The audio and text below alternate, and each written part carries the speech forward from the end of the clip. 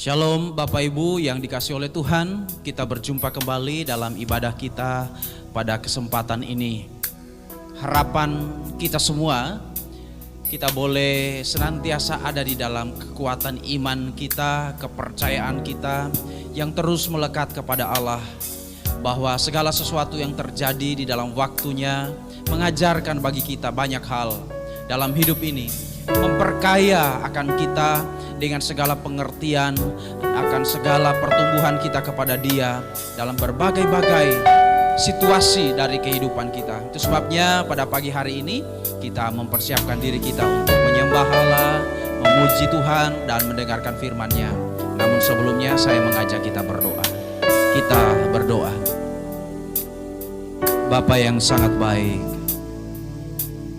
Engkau begitu luar biasa dalam hidup kami Tuhan. Hari demi hari yang telah kami lalui di waktu-waktu yang sudah lewat.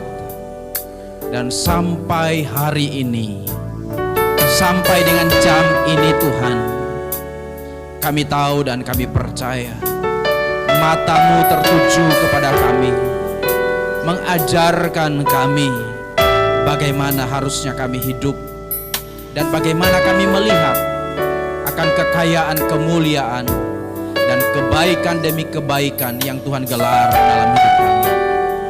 Terima kasih Tuhan, kami mau menurut Engkau di dalam waktu-waktu yang Tuhan sediakan bagi kami. Terima kasih, kami bersyukur di dalam nama Yesus. Haleluya. Amin. Waktu Tuhan, waktu yang terbaik.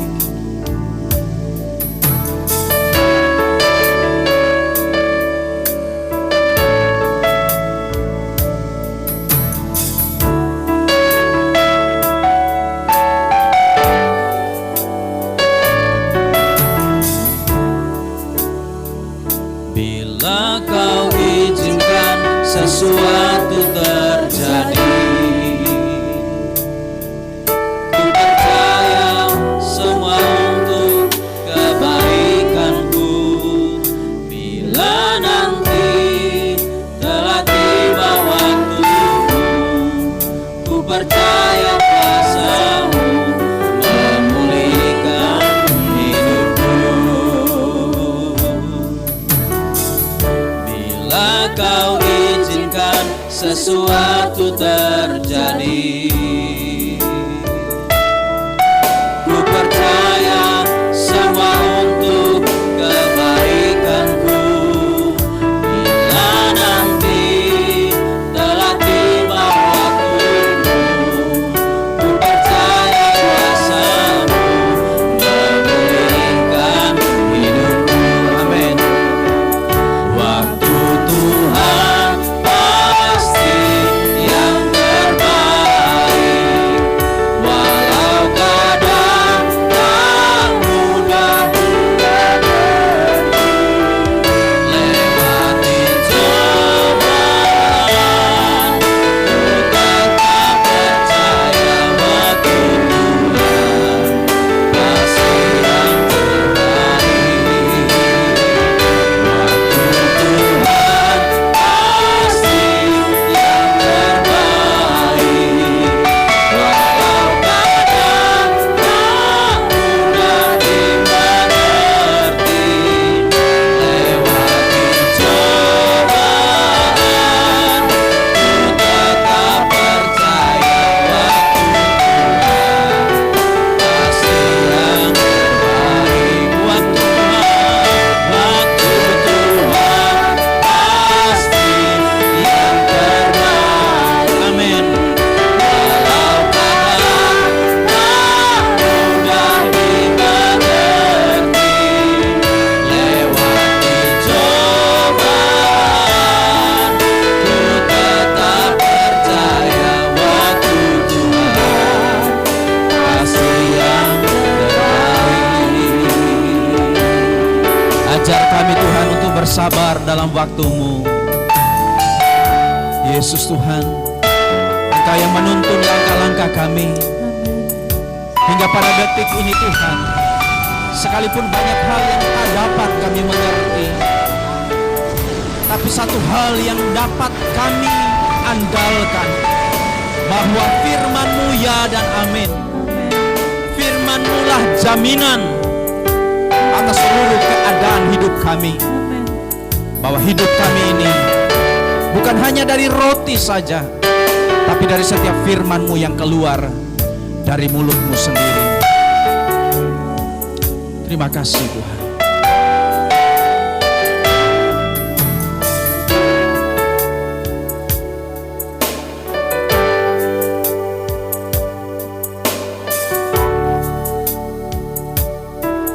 Haleluya. Bila Kau izinkan sesuatu terjadi,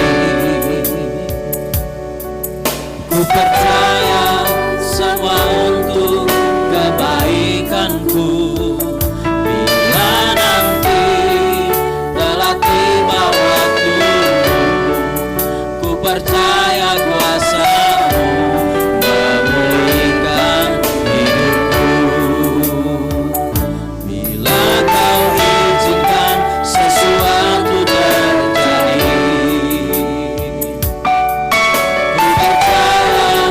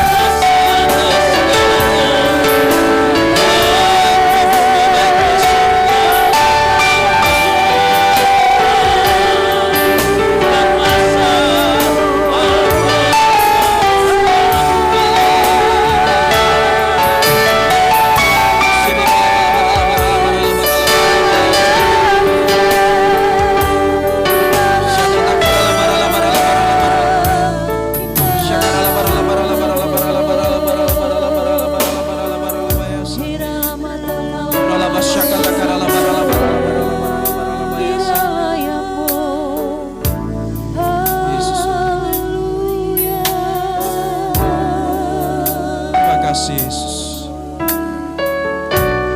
Kami percaya. Kami percaya.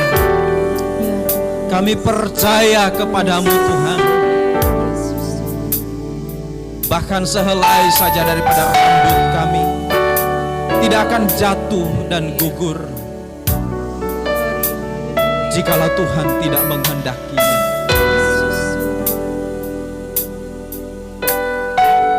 Bahwa lebih lagi Tuhan, seluruh hidup kami ada di dalam kuasa-Mu, ada di dalam kontrol kedaulatan Engkau Tuhan, satu-satunya penguasa dalam hidup ini. Kami mau erat dengan-Mu Tuhan, erat dengan-Mu ya Yesus. Bawa kami mengalir bersama-sama dengan Engkau. Waktu Tuhan, waktu Tuhan pasti yang terbaik, walau kadang tak mudah dimengerti. Lewati cobaan, ku tetap percaya waktu Tuhan pasti yang terbaik. sama-sama katakan dengan iman. Waktu Tuhan pasti yang terbaik, Walau kadang tak bisa dimengerti, kadang tak mudah dimengerti. Lewati cobaan, ku tetap percaya waktu Tuhan pasti yang terbaik. Waktu Tuhan pasti yang terbaik. Amin. Waktu Tuhan pasti yang terbaik.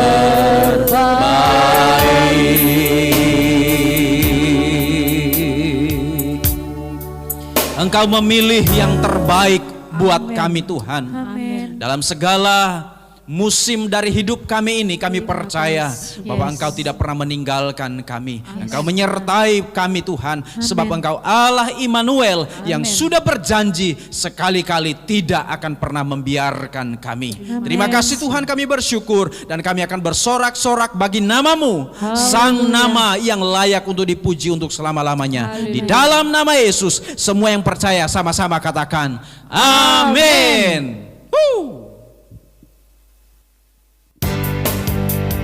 Bapak Ibu yang dikasihi oleh Tuhan, apapun keadaanmu hari ini, bagaimanapun situasinya saat ini, mungkin engkau sedang berjalan sambil mencucurkan air mata. Percayalah, sekali waktu engkau akan menuai apa yang kau tabur di dalam iman, di dalam ketekunanmu kepada Tuhan hari ini. Dan biarlah kita menjadi orang-orang yang senantiasa di dalam iman yang teguh kepada Dia. Haleluya. Tuhan memulihkan keadaan Sion, keadaan kita akan seperti orang-orang yang bermimpi. Sama-sama bangkit berdiri, yuk. Ketika Tuhan memulihkan keadaan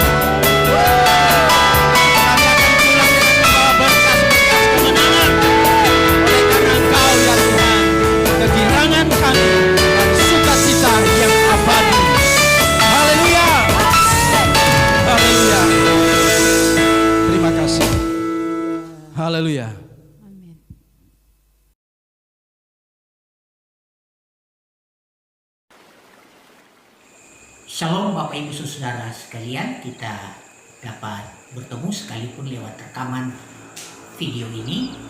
Kita akan belajar bersama-sama dari kebenaran firman Tuhan yang akan kita baca bersama-sama, atau Ibu Bapak dapat membuka Alkitab di tempat masing-masing dalam Yohanes pasal yang ke-3 ayat yang ke-13.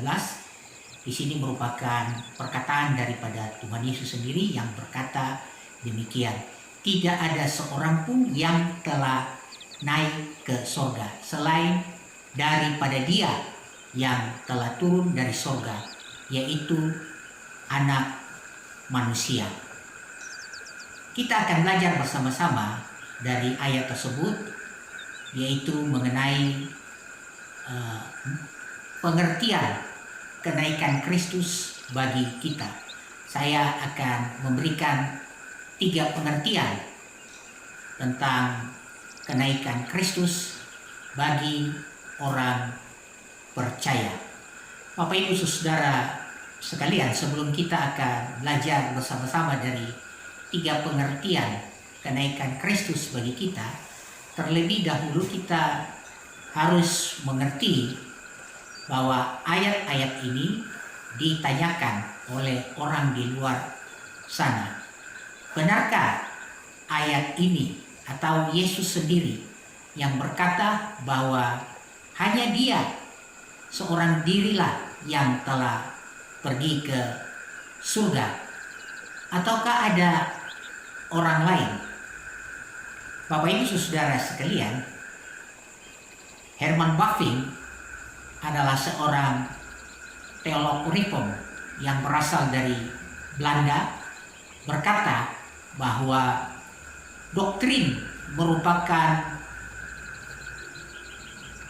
denyut jantung agama Kristen.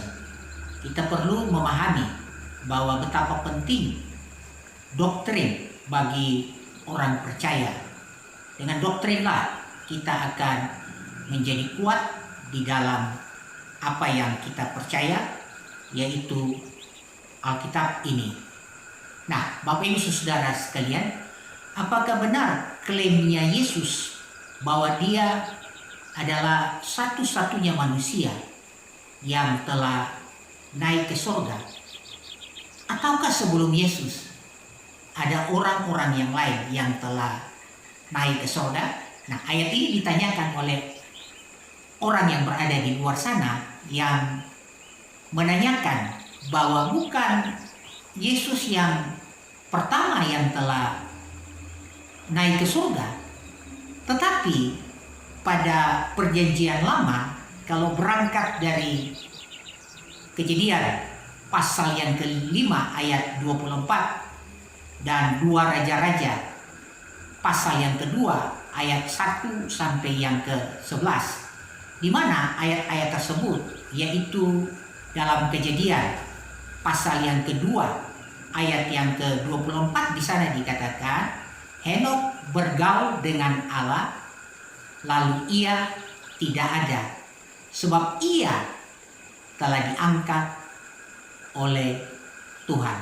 Begitu juga di dalam 2 Raja-Raja pasal yang kedua ayat pertama dan ayat yang ke-11, di sana dikatakan menjelang waktu Tuhan akan mengangkat Elia ke surga dalam angin badai. Nah, 2 tokoh tersebut yang menjadi pertanyaan, dan mereka berkata bukan saja Yesus yang telah pergi naik ke surga, tetapi 2 tokoh dalam perjanjian lama tersebut telah naik ke surga. Benarkah demikian? Apakah memang bahwa Henokh dan Nabi Elia ini telah terangkat atau telah naik ke surga? Ataukah klaim Yesus ini salah? Nah, kita akan melihat apakah memang benar 2 tokoh ini telah naik ke surga, ataukah perkataan Yesus itu yang salah. Nah, mari kita akan belajar bersama-sama apakah benar Henokh itu telah pergi naik ke surga. Jelas di sana dikatakan bahwa di dalam Kejadian 5 ayat yang ke-24 di sana dikatakan Henokh bergaul dengan Allah lalu ia tidak ada sebab ia diangkat oleh Allah. Perhatikan, Alkitab tidak menyebutkan bahwa Henokh diangkat Tuhan ke surga. Nah, perhatikan, Musa tidak menuliskan kepada kita bahwa Henokh itu tidak mati. Dan Musa juga mencatat bagi kita bahwa Henokh itu bukan diangkat Tuhan ke surga, tapi Musa memberi catatan kepada kita bahwa Henokh itu diangkat. Perhatikan. Nah, kalau kita melihat lagi, kalau kita berkata bahwa Henokh itu tidak diangkat ke surga atau tidak mengalami, kalau kita berkata bahwa Henokh itu benar-benar tidak mengalami kematian, lantas dia kemana? Apakah dia diangkat Tuhan langsung ke surga? Ataukah Henokh itu memang mati? Dan kalau dia mati, siapa yang menguburkan dia? Nah, orang juga bertanya bahwa Henokh itu dia tidak mengalami yang namanya kematian. Dengan merujuk kepada apa yang ditulis oleh Ibrani pasal yang Ibrani pasal 11 ayat yang ke-5, di sana dikatakan bahwa Henokh atau di sana dikatakan bahwa Henokh tidak mengalami yang namanya kematian. Nah, berdasarkan Ibrani 11 ayat yang ke-5 yang berkata bahwa Henokh itu tidak mengalami yang namanya kematian.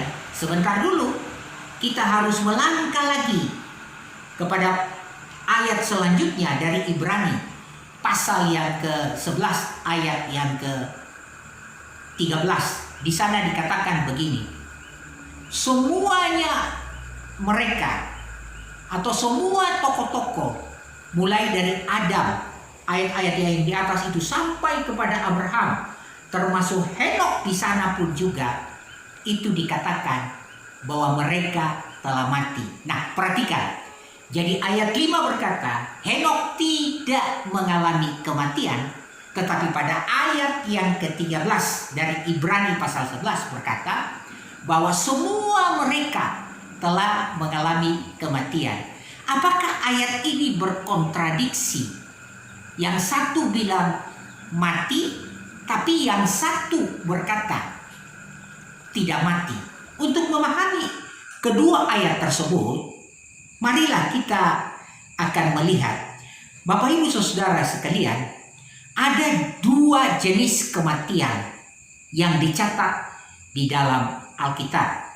Yang pertama, di dalam Ibrani pasal yang ke-9 ayat yang ke-27, di sana dikatakan bahwa sama seperti manusia mengalami kematian atau manusia itu ditetapkan sekali saja untuk mati. Jadi manusia itu ditetapkan sekali untuk mati. Satu. Yang kedua, dalam Wahyu pasal yang ke-20 ayat yang ke-6 dan ayat 13 dan ayat yang sampai ayat yang ke-15. Saya ulangi, Wahyu pasal yang ke-20 ayat 6 lompat ayat yang ke-13 sampai ayat yang ke-15. Ayat inilah yang akan menjelaskan kepada kita bahwa Ibrani pasal 11 ayat 5 dan Ibrani pasal 11 ayat yang ke-13 tidak bertentangan. Pada Wahyu pasal yang ke-20 ayat yang ke-6 6 di sana dikatakan mereka itu dibangkitkan dan mereka itu tidak mengalami yang namanya kematian kedua. Nah, apa maksud daripada kitab Wahyu itu mencatat tentang kematian yang kedua? Kematian yang kedua itu adalah ayat lanjutan di bawah itu dikatakan, maka laut, kerajaan maut itu menyerahkan orang-orang mati. Kenapa menyerahkan? Supaya mereka itu dihakimi. Dan ketika mereka dihakimi, ketika nama mereka itu tidak tercatat di dalam buku kehidupan atau perbuatan mereka tidak menyertai mereka, perbuatan mereka itu melakukan hal kejahatan, dosa, dan itu nama mereka tidak diketemukan di sana, Alkitab berkata bahwa mereka dilemparkan ke dalam lautan api. Dan di sana jelas dikatakan, itulah kematian yang kedua. Jadi sekali lagi saya ingin katakan, Alkitab mencatat ada dua kematian. Kematian pertama dan kematian yang kedua. Kematian yang pertama itulah yang Ibrani 9:27 itu katakan, sama seperti manusia ditetapkan mati hanya untuk sekali. Artinya mulai dari kita lahir sampai kita dewasa dan kita akan mengalami yang namanya kematian. Jadi kembali kepada Ibrani pasal yang ke-11. Yang satu bilang Henokh tidak mati, tetapi yang satu ayat bilang bahwa Henokh mengalami kematian. Atau seluruh tokoh-tokoh dari Adam sampai kepada Abraham pada ayat yang ke-12 itu mengalami yang namanya kematian. Artinya maksud daripada Ibrani pasal 11 ayat yang ke-5 bahwa Henokh tidak mengalami kematian. Artinya Henokh tidak mengalami kematian yang kedua. Jadi jelas kematian yang pertama itu dialami oleh Henokh. Tetapi nanti pada hari penghakiman, ketika dihakimi, Henokh tidak akan mengalami yang namanya kematian yang kedua. Sebab perbuatan, perhatikan, Alkitab itu mencatat di dalam Kejadian pasal yang ke-5 ayat yang ke-24 yang tadi sudah saya sebutkan, bahwa Henokh bergaul dengan Allah. Artinya dia hidup benar di hadapan Tuhan. Iman dia itu menyelamatkan. Dia melakukan hal-hal yang benar di hadapan Tuhan. Sehingga dia tidak mengalami yang namanya kematian yang kedua. Inilah yang Ibrani pasal 11 ayat 5 pertegaskan kepada kita. Dengan demikian, berarti Henokh itu mengalami yang namanya kematian. Dia tidak naik ke surga. Nah, bagaimana dengan tokoh yang kedua? Di dalam 2 Raja-Raja pasal yang kedua, ayat 1 dan yang ke-11. Itu ayat 11 itu dikatakan bahwa angin badai kereta api itu datang, lalu angin badai itu mengangkat Nabi Elia ke surga. Nah, ini ayat kan jelas bahwa Elia itu telah diangkat ke surga. Nanti dulu Bapak Ibu Saudara sekalian, apakah benar bahwa Elia itu terangkat ke surga? Surga dalam bahasa Ibrani itu dikatakan Samayim. Samayim punya 3 pengertian.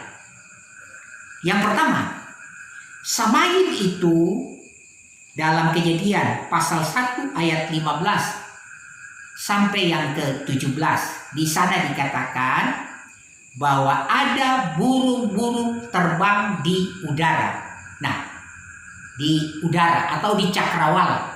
Udara atau cakrawala itu disebut adalah Samayim. Yang kedua, Dalam Kejadian pasal yang ke-1. Jadi tadi Kejadian pasal pertama ayat yang ke-15 sampai 17. Sekarang surga yang kedua itu adalah Kejadian pasal 1 ayat yang ke-20. Di sana dikatakan juga bahwa ada benda-benda penerang atau atmosfer atau cakrawala di mana benda-benda angkasa, planet-planet itu ada. Itu juga disebut adalah samain. Nah, yang ketiga dalam Ibrani pasal 8 ayat 1. Yesus adalah imam besar, satu-satunya yang kita miliki imam besar yang telah naik ke surga, duduk di sebelah kanan Allah, tahta Allah. Jadi perhatikan. Jadi surga samain yang ketiga itu adalah tahta Allah, tempat tinggal Allah. Jadi surga ada 3. Bahkan di dalam tulisan Paulus dalam 2 Korintus pasal yang ke-12 di sana dikatakan, terafirmasi di sana dikatakan bahwa Paulus itu diangkat ke surga tingkat yang ketiga. Jelas. Jadi kalau ayat di sana 2 Raja-Raja 2 ayat yang ke-11 itu dikatakan bahwa dalam angin badai yang besar Elia itu diangkat ke surga, bukan surga tingkat ketiga, tapi surga tingkat pertama di udara. Nah, apakah Elia itu awang-awang atau terbang di udara atau tubuhnya itu abadi di udara? Tidak. Bahkan anak-anak dari para nabi yang ditulis di dalam 2 Raja-Raja tersebut, mereka juga menyetujui bahwa Elia itu tidak di udara pada berterbang atau tubuhnya itu menjadi abadi. Tuhan mengangkat dia ke satu tempat. Artinya, saya ingin berkata bahwa kalau angin badai itu tidak akan mungkin terjadi di surga tingkat yang kedua dan surga tingkat yang ketiga. Di angkasa luar, di planet sana tidak ada angin badai, atau di surga itu tidak ada angin badai. Angin badai itu terjadi di udara, di mana burung-burung itu terbang, itu kita lihat di sana. Disitulah maksud daripada ayat ini. Nah, Bapak Ibu Saudara sekalian, jadi yang namanya kematian itu terjadi juga kepada Nabi Elia. Dia tetap mati. Pertanyaannya bagi kita, lalu siapa yang menguburkan dia? Ini untuk menjawab, supaya Henok juga mati, siapa yang kubur? Elia juga mati, siapa yang menguburkan? Kalau kita membaca dalam Ulangan pasal 34 ayat yang ke-6, di sana dikatakan begini. Lalu dikuburkannya, di sana N besar di situ dikatakan. Artinya Tuhan yang menguburkan Musa. Dalam terjemahan bahasa Indonesia masa kini, Tuhan sendiri yang menguburkan Musa di suatu lembah di tanah Moab. Itu kata Ulangan pasal 34 ayat yang ke-6. Dengan demikian, yang menguburkan Henok, yang menguburkan Nabi Elia, itu Tuhan sendiri. Nah, Elia juga itu dikatakan waktu dia diangkat, memang dia belum mati, dia ditempatkan ke tempat yang lain. Bahkan anak-anak daripada yang bapaknya sebagai nabi-nabi yang itu diceritakan di dalam 2 Raja-Raja tersebut, mereka berkata mungkin Tuhan telah mengangkat dia dan melemparkan dia ke suatu tempat. Dan hari itu terbukti kalau waktu dia sudah terangkat, ada kurang lebih 10 tahun dia menuliskan tulisannya atau dia menyampaikan firman Tuhan kepada anak dari Yosafat. Itu tercatat semua di dalam 2 Raja-Raja pasal 2 Tawaret pasal 21 ayat yang ke-12 dan seterusnya di sana dikatakan, lalu datanglah tulisan Elia. Nah, ini juga menunjukkan bahwa pada waktu Elisa diangkat itu dia tidak mengalami yang namanya kematian, belum terjadi kepada dia, tapi dia diangkat ke satu atmosfer, ke tempat udara, yaitu ada di suatu tempat di bumi ini. Bahkan saya membaca satu tulisan bahwa di mana ada ditemukan juga, mereka menemukan yang namanya kuburan Elia. Nah, marilah kita melihat apakah memang benar Elia Henok itu mati. Kita dapat merujuk ayat-ayatnya itu di sana dikatakan bahwa di dalam 1 Korintus 15 ayat 22, Yakobus 5 ayat 17. Dalam 1 Korintus 15 ayat 22 di sana dikatakan, semua orang itu telah mati oleh karena persekutuan dengan Adam. Jadi semua mati. Elia, Henok mati. Bahkan di dalam Yakobus 5 ayat 17, Elia adalah sama seperti kita. Artinya orang biasa yang ada di dalam hawa nafsu. Anda melakukan dosa sama dengan kita, dan dia juga mengalami yang namanya sama dengan kita. Berarti dia mengalami yang namanya kematian. Jadi jelas bagi kita bahwa kedua tokoh ini tidak pernah naik ke surga. Jadi klaimnya Yesus, perkataannya Yesus itu adalah benar, bahwa hanya dialah yang telah naik ke surga. Saya percepat, kita kembali kepada apa yang tiga pengertian bagi kenaikan Kristus ke surga bagi orang percaya. Yang pertama, apa pengertian bagi kita? Yang pertama, dalam Yohanes pasal 14 ayat yang kedua dan yang ke-6. Dan juga ada di dalam, nanti ada korelasi bagi kita, ada di dalam Filipi 3 ayat yang ke-20. Dalam ayat tersebut, Yohanes 14 ayat 2 di sana dikatakan, aku akan pergi meninggalkan, di sana dikatakan, aku akan pergi ke sana untuk menyediakan tempat bagimu. Artinya, Yesus naik ke surga untuk menyediakan tempat bagi kita di surga. Nah, dipertegaskan lagi pada 14 ayat yang ke-6 Yohanes itu dikatakan, akulah jalan, kebenaran, dan hidup. Tidak ada seorang pun yang datang kepada Bapa atau yang pergi ke surga kalau tidak melalui aku. Jadi dia memberikan jalan kepada kita. Dan itu terafirmasi oleh Paulus, dia berkata dalam Filipi 3 ayat yang ke-20. Kewarganegaraan kita ada di dalam surga. Artinya, kenaikan Kristus bagi kita, kita pun harus menyadari kita ada di muka bumi. Tapi kita adalah warga kerajaan surga. Kita tinggal di dalam dunia, tapi dunia tidak tinggal di dalam kita. Sebab hidup kita ini melakukan prinsip-prinsip apa yang firman Tuhan itu katakan kepada kita.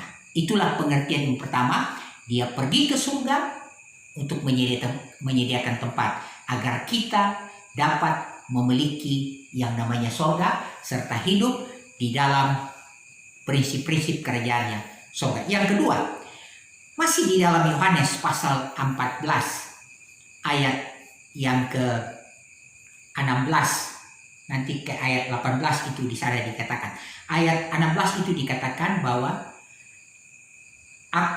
aku akan meminta kepada Bapa dan dia akan memberikan kepada kamu seorang penolong yang lain. Seorang penolong yang lain itu adalah Allos Parakletos.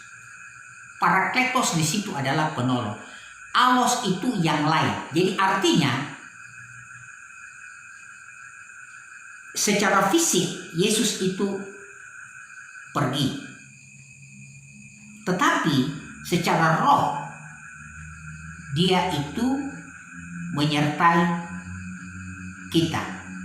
Jadi kalau dia pergi, dia akan memberikan Roh Kudus. Ini supaya sesuai dengan apa yang disebut yang namanya Immanuel, Allah beserta dengan kita. Jadi kalau dia pergi secara fisik, rohnya, artinya allos itu yang sama jenis, dalam bahasa Yunani itu dikatakan allos, bahasa Yunani itu yang lain, artinya sama jenis seperti dia.